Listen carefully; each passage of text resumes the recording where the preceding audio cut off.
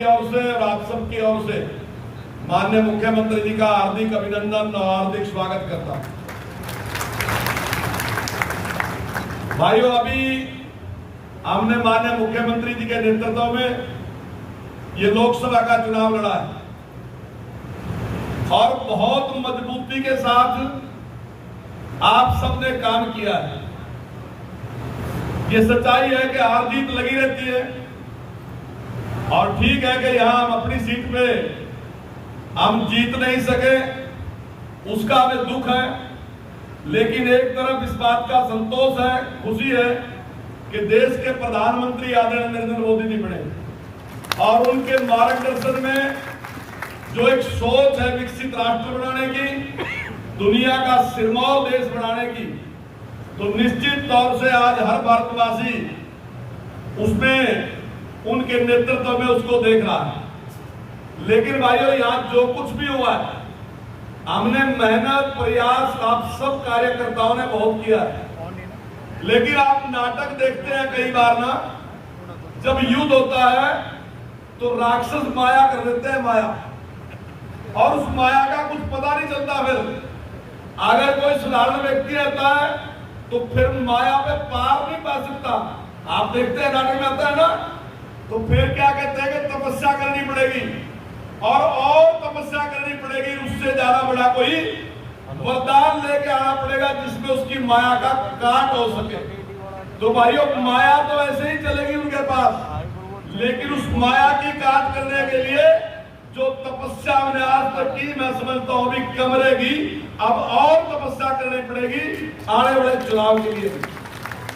और भाइयों, जब हम ये लोगों के बीच में जाएंगे, अब जिस प्रकार के झूठ कांग्रेस ने बोले कि संविधान खत्म हो जाएगा, आरक्षण समाप्त हो जाएगा, हम इतने पैसे आपके खाते में देंगे, इस प्रकार के बहुत से झूठ, और इन सभी झूठों के बावजूद भी भाइयों निराशा की कोई बात नहीं है।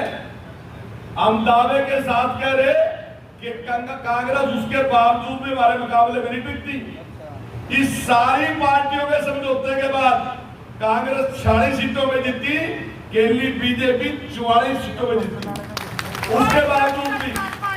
और आने वाले टाइम में सारी चीजें नहीं होंगी जो सी आज थी। उसके बाद भाजपा का और कांग्रेस का सीधा सीधा मुकाबला होगा। और ये पाप जोड़ सा कर दिया ना, ये पाप करके चले गए कि संविधान खत्म होगा, 8500 रुपए देंगे। तो भाइयों, इसका भी गुस्सा लोगों के बीच में होगा। उनके मन में एक बात जरूर होगी कि ये लोग हमें क्या समझते हैं, झूठ बगा के हमें गुमराह करके उन्होंने वोट जो ली, तो निश्चित तौर से आने वाले टाइम में लोग उसका जवाब देंगे। तो भाइयों, हम सब ने मिलकर जिस प्रकार से हरियाणवी एक के लिए काम किया, जिस प्रकार से हमारे टाइम में हरियाणा ने प्रगति की, और मैं दावे के साथ कह रहा भाइयों, हमारी 4 विधानसभाएं हैं, हम चारों लोग जो चुनाव लड़े, अगर आज जनता के बीच में यह बात कहे खड़े कि भाइयों कोई बड़ा काम हमें ज्यादा जोर सा करना, मैंने कई बार अपने इलाके में कह लिया, कोई बड़ा काम नहीं बचा। सारे बड़े काम जो है इन 9.5 साल में हमारी सरकार ने करके दिखाए।